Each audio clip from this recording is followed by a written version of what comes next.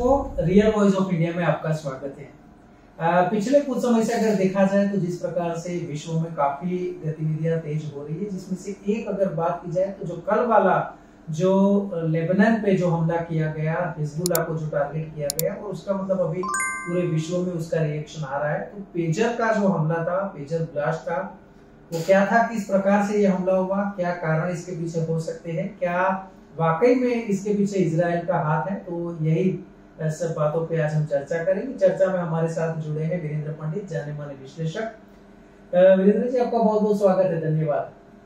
Sir, जिस प्रकार से हम बात करें कल की ही जो घटना, और आज भी पूरे दिन मतलब समाचार में यही मैटर है कि क्या वजह हो सकती है, कंपनी का क्या कहना है।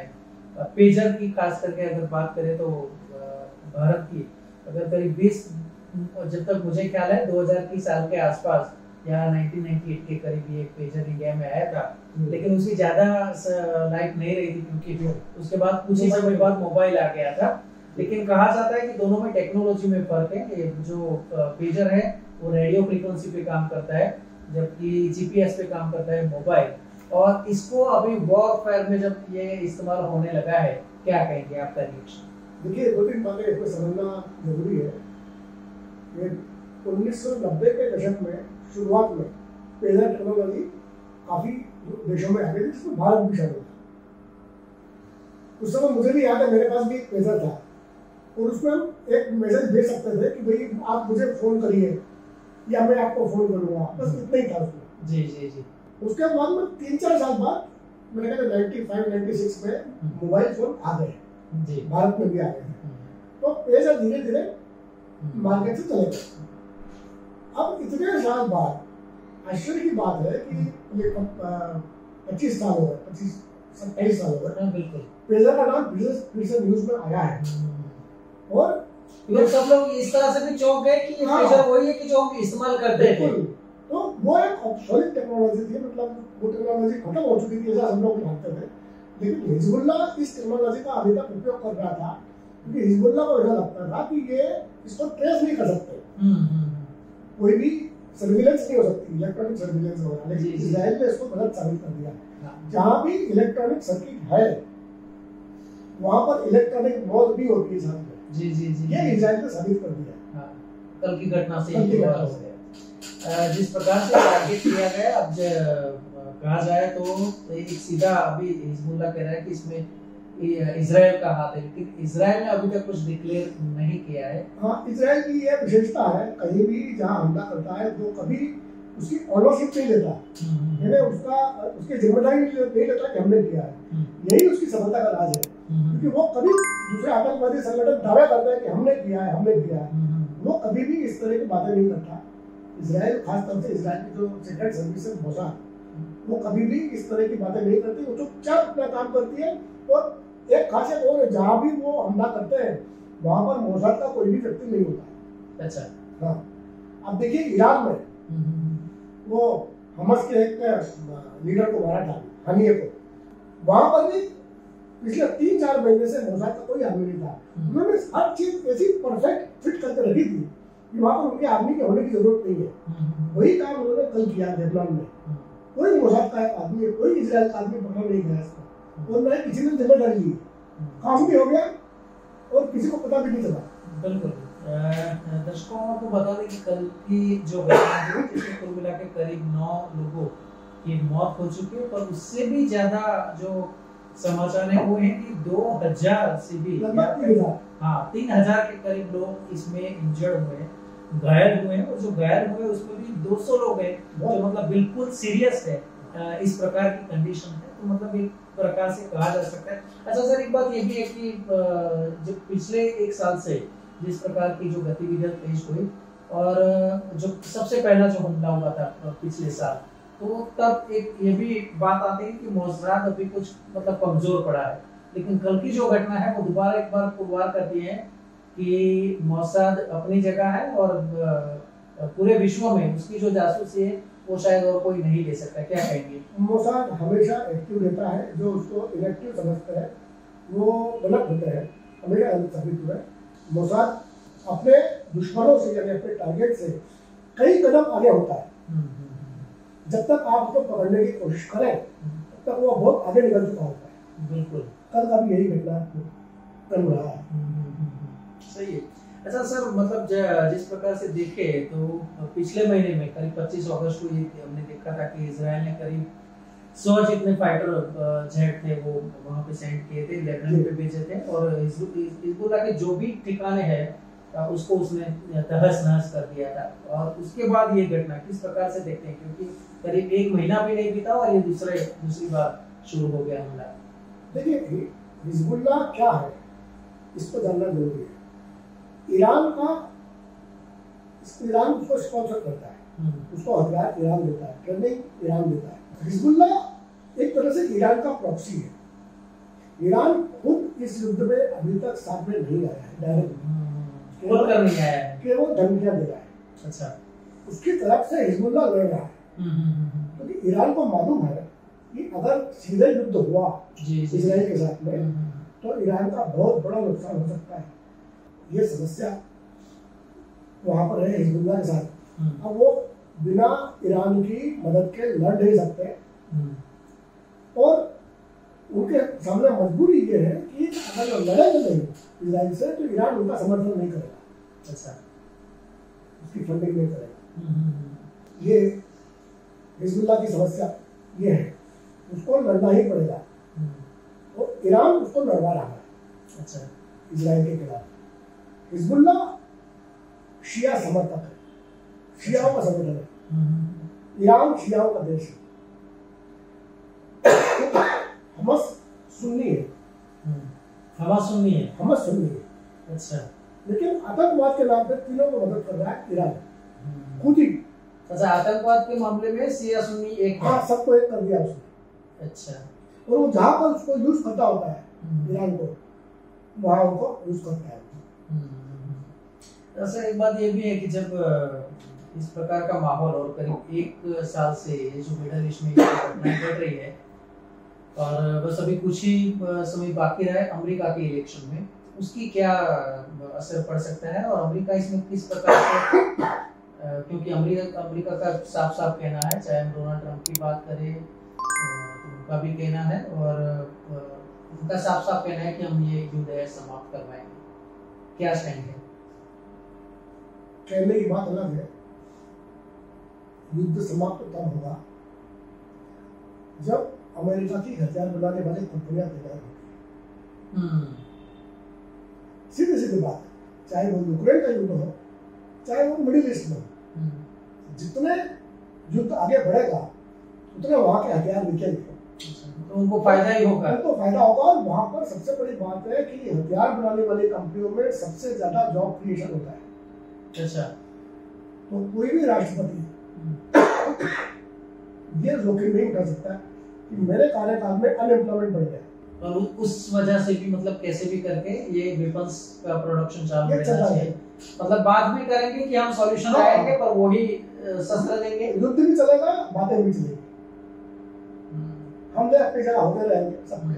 जब सब थक जाएंगे तो अपने अपने घर बैठ जाएंगे। बिल्कुल सही है। सर, एक बात ये जानना है कि टेक्नोलॉजिकल चेंज हम पहले से देख रहे हैं, विश्व युद्ध, जब प्रथम विश्व युद्ध की बात करें तो जब मशीन गन जो इन्वेंशन हुआ था, मतलब काफी यूज वहां पे हुआ, तब भी था कि अभी टेक्नोलॉजिकल वॉर पर, क्योंकि भारत की अगर बात करें तो जो 1700, 1800, 1900 की साल में देखते तलवारों से लड़ते थे, तो जैसे गन आई तो भले ही वो 100 मीटर की दूरी पे पर वो गन से काम होगा। न्यूक्लियर की अगर हम बात करें तो हमने ये भी देखा कि जो हिरोशिमा नागासाकी पे जो बम गिरे, एक ही बम से पूरा मतलब सिटी और पूरा जापान तहस नहस कर दिया, और उसके बाद युद्ध शांत हुआ। और उसमें ये इलेक्ट्रॉनिक वॉरफेयर जिसमें हम पेजर की अगर बात करें, किस प्रकार से देखते हैं, कह सकते हैं कि हर एक समय पे समय जब बदलता है उसमें कुछ बिल्कुल टेक्नोलॉजी जैसे टेक्नोलॉजी अपग्रेडेशन होता है, वॉर का भी अपग्रेडेशन होता है। वॉर टेक्नोलॉजी में भी अपग्रेडेशन यही हो रहा है। तो अभी तो अब देखिए, हम लोगों ने कल की घटना के बारे में सुना, इजराइल ने 1996 में ऐसा मोबाइल से युद्ध शुरू कर दिया जी।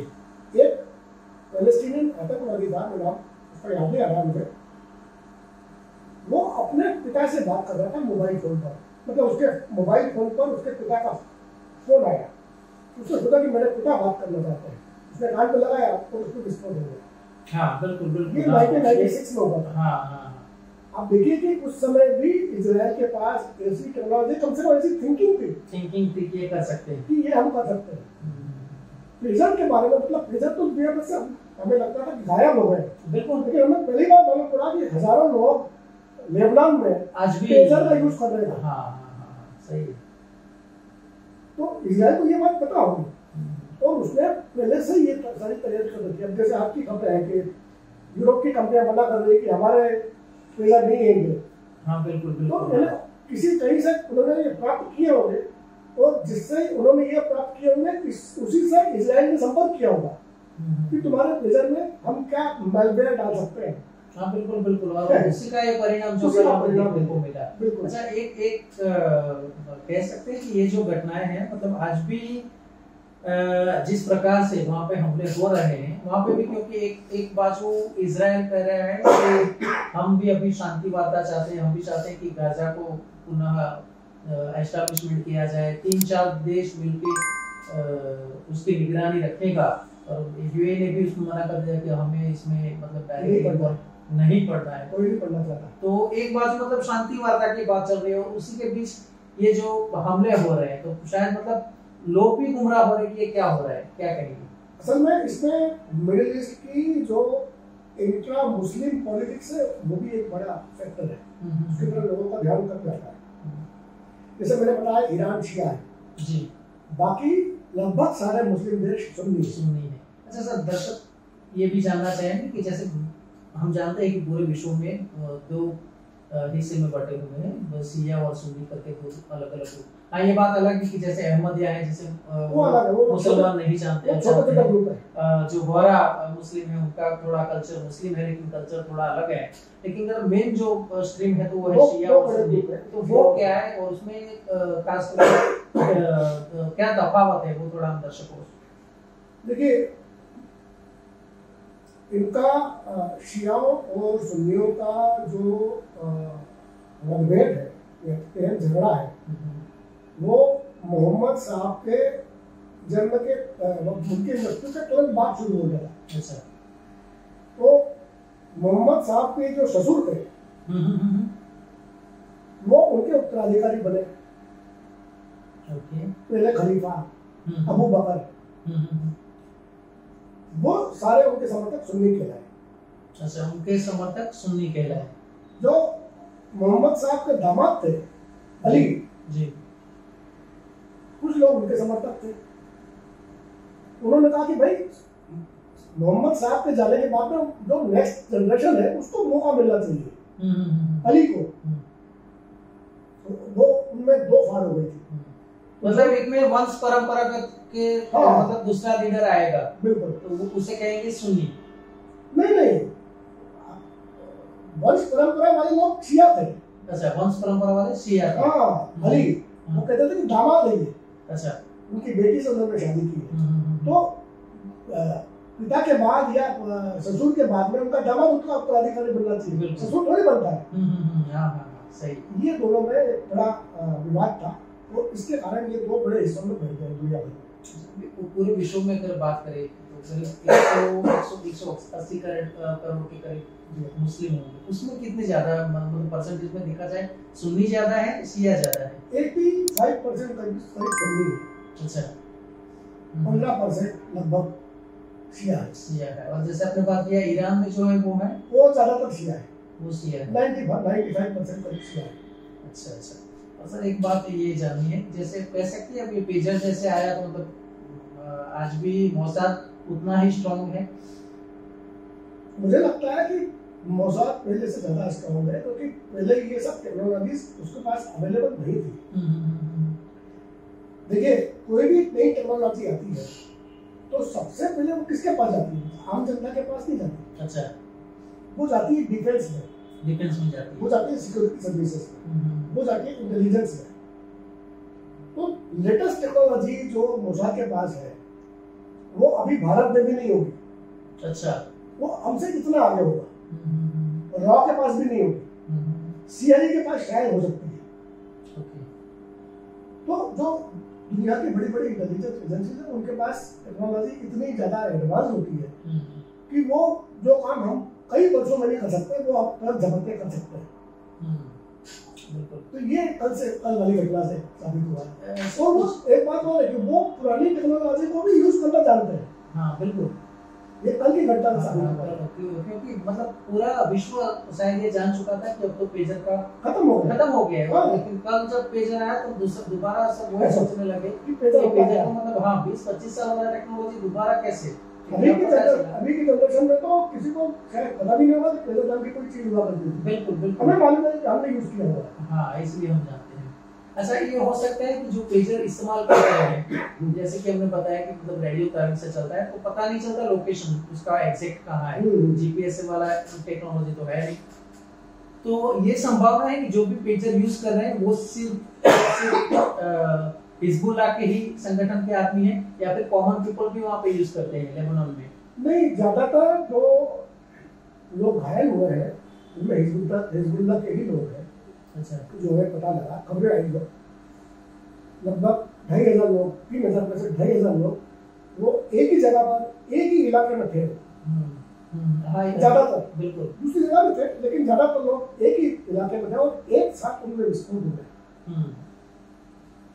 तो इसका मतलब है कि कंसंट्रेशन जो पेजर का था जी, वो एक सुपर मार्केट जैसे वहाँ पे जिसमें सबसे पहले विस्फोट हुआ, तो हिजबुल्लाह के कई लोग वहाँ सुपर मार्केट में उस समय मौजूद थे और वहीं पर हमला हुआ।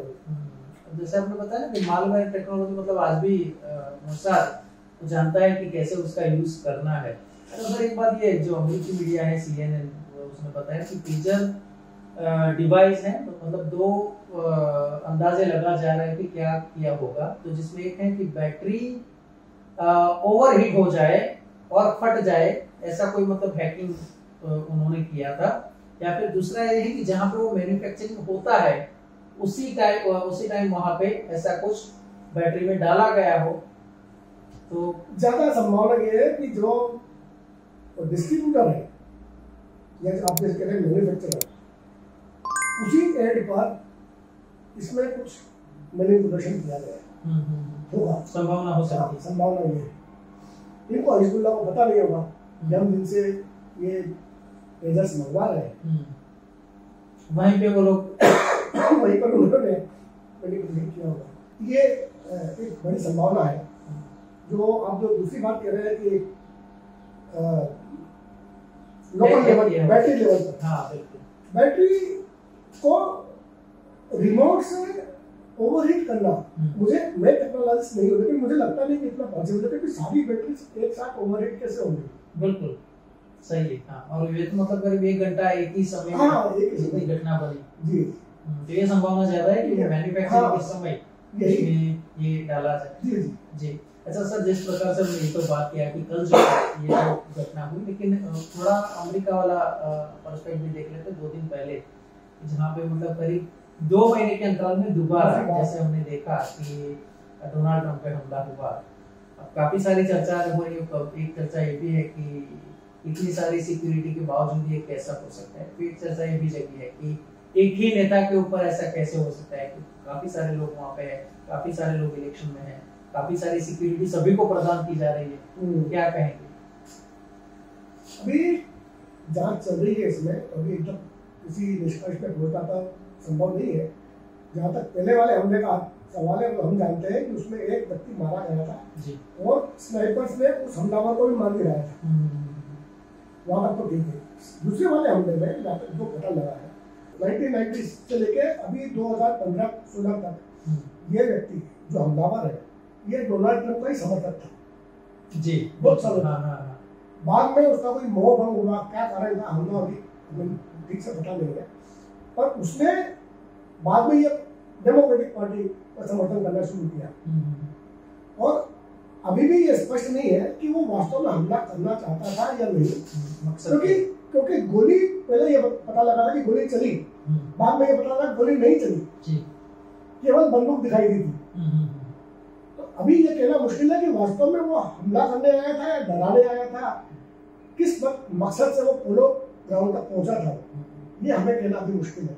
बिल्कुल। लेकिन एक बात है कि डोनाल्ड ट्रंप दोबारा इसमें खबरों में आ गए हैं। हाँ, चर्चा में आ गए, सुर्खियों में आ गए। हाँ, अभी 50 दिन बचे हैं, इस बार उनकी टक्कर बहुत तगड़ी है। टक्कर तगड़ी है। अच्छा सर, एक बात ये भी, जैसे पिछले हफ्ते हमने देखा कि जो लाइव डिबेट शो रखा गया था दोनों आपस में, ये और हैरिस, कमला हैरिस, तो उस समय अगर देखा जाए तो मतलब पलड़ा जो भारी था वो कमला हैरिस का था, और कुछ लोग का ये भी मानना है कि मतलब जैसे आपने बताया कि हाँ, बैलेंस करने के लिए ये हमला हो सकता है, क्या संभावना है? संभव है कि अंततः उस व्यक्ति ने हमला नहीं किया है, वो बंदूक लेके वहां पर जरूर था। तो बंदूक लेके तो अमेरिका में वैसे भी लोग घूमते रहते हैं, वैसे भी गन कल्चर है वहां पर। उसको पकड़ा गया है, हो सकता है बाद में वो वैसे ही छूट जाए, क्योंकि उसने किया तो कुछ है नहीं, जो अभी तक रिपोर्ट आई है, तो वैसे ही छूट जाए। लेकिन डोनाल्ड ट्रंप को लगता है कि भाई इससे कुछ सहानुभूति मिल जाए, अच्छी बात है। मतलब ये जो एक प्रकार से कहे कि जो सहानुभूति से जो अपनी वोट बैंक दोबारा स्ट्रॉन्ग करने का भी ये प्रयास। देखिए 3-4% का फर्क है दोनों में था। अगर 3-4% वोट अगले 40-50 दिन में ट्रंप के बढ़ जाते हैं तो ट्रंप को लगता है जीत सकता है, बिकॉज़ इस बार उनकी स्थिति बहुत टफ है, बहुत टफ है, टफ स्थिति। और अंत में मतलब दर्शकों को आप क्या संदेश देना चाहेंगे दोनों घटनाओं, और किस प्रकार से आप किस प्रकार से उसे देखेंगे, क्या कहेंगे? एक बात तो तय है कि दुनिया में नए किस्म के हथियार, मतलब इसको इलेक्ट्रॉनिक वेपन्स कह सकते हैं, वो अब सामने आने लगे, जैसे कल की घटना से हुआ। दूसरा ये है कि कोई भी राजनेता, कोई भी राजनीतिज्ञ दुनिया में अब अपने आप को सुरक्षित महसूस नहीं कर सकता। किस पर, कहां पर, कैसे हमला हो जाए, कोई नहीं कर सकता। हम अपने देश में देख चुके हैं, इंदिरा गांधी जी का देख चुके हैं, राजीव गांधी जी का देख चुके हैं, तो ऐसी घटनाएं पाकिस्तान में भी हो चुकी है, बेंगलुरु देख चुके हैं, श्रीलंका में हो चुकी है। हसीना जी अभी बचकर निकली है। तो अभी किसी देश का राष्ट्रपति होना या प्रधानमंत्री होना कोई बहुत बड़ी बात नहीं रह रही है, क्योंकि उन लोगों को भी उतने ही खतरे हैं जितने आम आदमी को होता है, शायद उनसे ज्यादा खतरे होते हैं। तो दर्शकों, ये आज थी हमारी जो पेशकश, जिसमें हमने बात किया कि जो पेजर जो एक समय से हम भूल चुके थे, आज दोबारा वापस में आया, और जब आया है तो मतलब एक बड़े धमाके के साथ आया है, क्योंकि जिस प्रकार से सीरियल ब्लास्ट हुए और हमने देखा कि करीब 3000 या उससे भी ज्यादा लोग घायल हुए हैं, करीब कई लोग घायल हैं, और अभी भी करीब 200 लोग ऐसे हैं कि जो मतलब हाईली इंजर्ड हैं। तो अब देखते हैं उसमें आगे क्या होता है। लेकिन एक बात ये भी है कि जो विश्व शांति की हम बात करते हैं, लेकिन कहीं ना कहीं हम ये भी देख रहे हैं कि जो शांति है वो शब्द ज्यादा है या फिर दिखावा ज्यादा है, वास्तविक अगर होता तो इस प्रकार की नौबत नहीं आती। वीरेंद्र जी, आपका बहुत बहुत धन्यवाद, आप हमारे साथ जुड़े और दर्शकों के ध्यान आपने दिया, बहुत बहुत धन्यवाद। तो दर्शकों, रिवॉइड में आज इतना ही। सच्ची खबरें के लिए आप और सही खबर सही टाइम पे देखने के लिए आप देखिए रिवॉइड, रियल वॉइस ऑफ इंडिया। धन्यवाद।